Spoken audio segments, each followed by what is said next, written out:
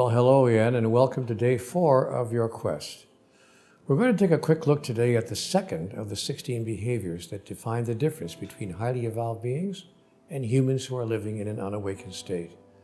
This is a behavior that, if all of humanity were to adopt it, would change the world for the better in 100 ways overnight. And what is fascinating about this is that no one disagrees. The fact that it would change life for the better for everyone is obvious to everyone. Then why don't we just do it? Why don't we adopt this behavior? Fear. We're simply afraid to. So let's look at the behavior we're talking about here, and then let's see what this fear is all about. An awakened species tells the truth, always. Humans in an unawakened state often lie to themselves as well as to others. Now that might seem like a fairly agreeable idea, don't you think? Yet truth as a lifestyle, I'm talking about absolute truth, about everything all the time, in politics, in economics, in business, in relationships, in every social interaction, in all human encounters of any kind, that's not something that anyone on this planet is used to. On the contrary, we're used to being lied to, and most of us are used to lying to ourselves. Hopefully, our lies are not big lies. Hopefully, they're harmless lies, what we call little white lies, having to do with why we can't make it to a birthday party or calling in sick for work when we're perfectly healthy. But there are very few of us who have never told a single lie in our entire life. In fact, there's an old joke that says, if you claim to have never lied one time in your entire life, you're lying. And you may not even know it. That's the insidious thing about lying. Some people believe what they say when they lie. They want it to be true so badly that they forget the real truth and embrace the fabrication as their reality. Then there are those who engage in lies of omission, in which it isn't what they say, but what they don't say that deceives others. Now along comes Conversations with God, Book 4, Awaken the Species, to make clear once again that what we have heard 1,000 times from 100 different sources throughout the years is true. Lying is not an acceptable behavior in any species of truly evolved beings. Not even lying about things that don't matter or telling little white lies that we think will save someone else's feelings is okay. First of all, there's no such thing as things that don't matter. If they didn't matter, there'd be no reason to lie about them. As for saving someone's feelings, the person whose feelings we're trying to save is usually us. It's we who do not want to feel the discomfort or the awkwardness that often comes from telling the truth. And if we really think we're trying to protect the feelings of another, somebody should tell us that few things are more hurtful to others than finding out they've been lied to, which, by the way, most people inevitably do sooner or later. Now, what Conversations with God proposed 20 years ago is what is being proposed in this quest today. It's a new worldwide social standard captured in 2 words: total visibility. I've spoken about this before in lectures, articles, and interviews around the world, and I have included it in this program because I know that this is the only way to live a life of integrity that produces the highest mutual benefit for everyone. So let's examine this idea of transparency as a lifestyle and the difference between transparency and truth. Conversations with God has something quite astonishing to say about truth. It says that there is no such thing as objective and therefore absolute truth. All truth, CWG says, is subjective. That is, it is true only in the eyes of the observer. And now modern science has taken this one step further. Quantum physics tells us that nothing that is observed is unaffected by the observer. This means that the very act of looking at something creates an impression in our mind which is unique and individual and experienced in precisely a certain way only by us. Well, here's something that is both remarkable and fascinating about that. The effect is circular. In other words, how our mind perceives something, how we think about something, sends energy to the thing that we are thinking about. And this energy affects and impacts the thing about which we are thinking in such a way that it becomes more and more a reflection of our thoughts about it. This is what metaphysics, this is when metaphysics, this is how metaphysics, this is why metaphysics. This is where metaphysics takes over from quantum physics. This is the place where you become the creator of your own reality. So let's be clear as we discuss truth and transparency, that the two are not one and the same. Truth is your subjective perception. Transparency is defined as total openness and complete honesty about the reality that has been created by subjective truth. Now, with this as our understanding, we see that there are 5 levels of truth-telling, and you can engage in total visibility and complete transparency at any one or all of these levels. First, you can tell your truth to yourself about yourself. Then you can tell your truth about yourself to another.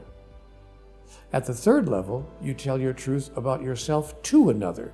Then you tell your truth about another to that other. And finally, you tell your truth to everyone about everything. The first level of truth-telling was the hardest for me. There was a part of me that did not want to hear the truth about myself, least of all from myself. As long as I could avoid admitting to myself that the criticisms and observations of others about me were true, I could go on with my life and be happy with myself. Yet how could I continue if I once acknowledged within my own heart and mind that I was behaving exactly as others said I was behaving, that I was doing exactly what others said I was doing, and that I was very much the person that others said I was?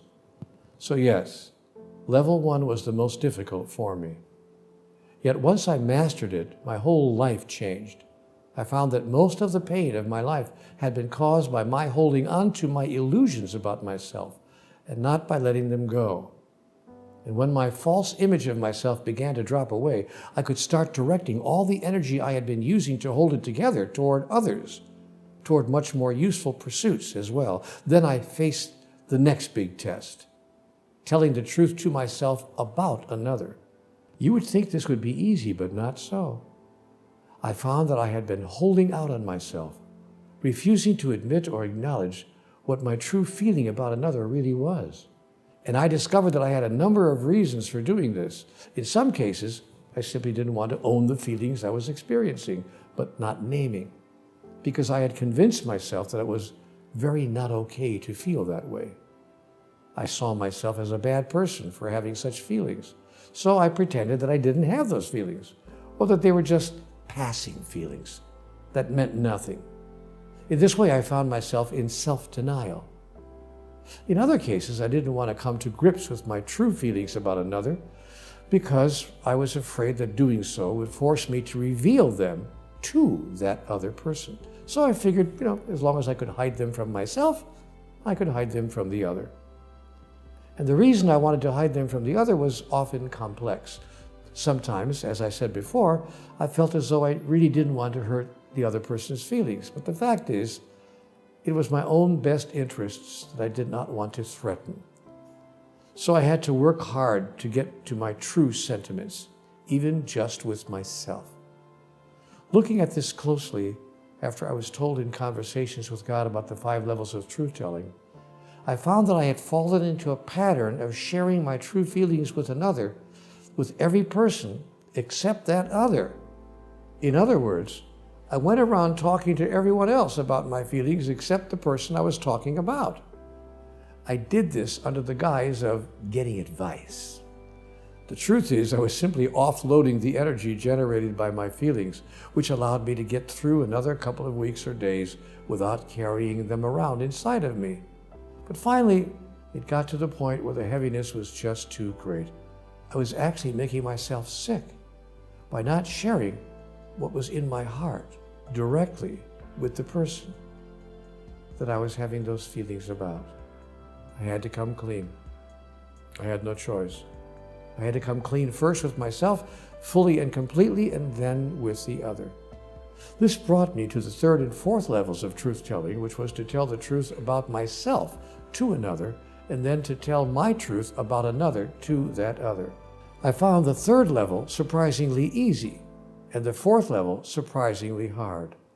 Adopting truth-telling at level 3, I began telling the truth about myself to anyone who ever asked, to anyone who had a need to know. I told them about my past, my present, my hopes for the future. I told them about my successes and my failures, my wins and my losses, my ups and my downs, my joys and my sorrows. I told them about the times I got things right and the times I got things wrong, the things about which I was correct and the things about which I was mistaken, the things about which I was proud and the things about which I was ashamed. Now, I obviously didn't just blurt all this stuff out the moment that I met someone, but I did find myself being utterly transparent with others when, as I said, they had a need to know, a reason to know something about me, or when I had a need to tell them something that I thought was important for them to know about me. As I said, this all came fairly easily to me. I wish I could say the same thing about level 4. Telling the truth about another to that other. This level turned out to be the next biggest challenge for me.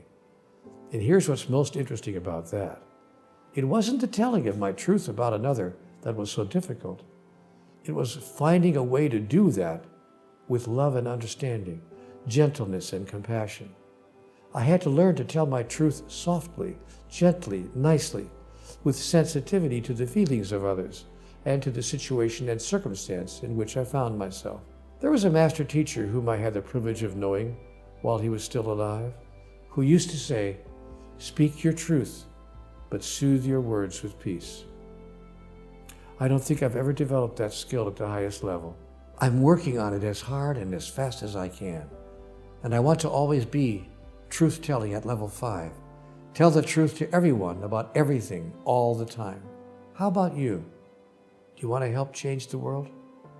You can start by continuing to employ the 5 levels of truth-telling. I use the word continuing there because I'm sure that you already have begun this process. You've already started this work. So here are some things you might want to consider as you continue on the path of transparency. Things that you may want to think about doing if you're not already doing these things. If you run a business, tell your employees exactly what everyone else is making, including benefits and severance packages. Tell your customers exactly what your products or services are costing you to provide. Give them 2 figures on every price tag. Our cost, your price. If you're in a relationship, tell your significant other everything you think they need to know so that you are not holding 5 cards to their 4. Is there something you have not shared, something you have not said? What, if anything, are you holding back? If you're in government, tell your constituents the real reasons behind all of your choices or your agency's decisions. Reveal everything, hold back nothing, just tell the truth. If you made a mistake, admit it. If you changed your mind, say so. If you lost the election because of it, so what? Better to lose an election than your own integrity, yes?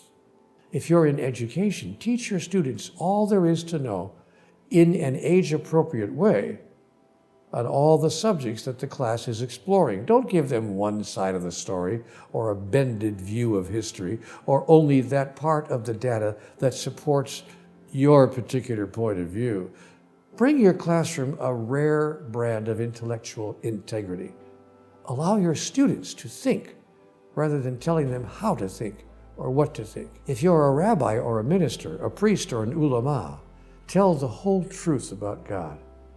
Open up your rituals, throw wide the doors of your temples and mosques, churches and places of worship. Admit that it is possible, just possible, that there's something that we don't fully understand here about God and about life, the understanding of which could change everything. Whatever you do, don't tell those who are listening to you and looking to you for answers that you have the truth, the whole truth, and nothing but the truth, so help you God. Don't tell them that it is your belief system which provides all of the answers, every single one of them. Throw the door open to honest inquiry. Pull up the shades. Let the sun shine in. Whatever your job or occupation, whatever your position or station in life, speak openly and forthrightly in every moment to every person. Practice total visibility and utter transparency all the days of your life. So here's your assignment for today. Number 1, Remember a time when someone told you a lie about something that was very important to you. Make an entry in your awakening journal describing how you felt about that. Number 2, see what it feels like to tell the truth to everyone about everything that's happening from this day forward. Number 3, if there is any living person from whom you have withheld a truth, decide if it is appropriate and beneficial to contact that person today and reveal why you have withheld it and what that information was. If your answer to the question is yes, it's appropriate to do that today, then do so. Do it now. And I will see you tomorrow.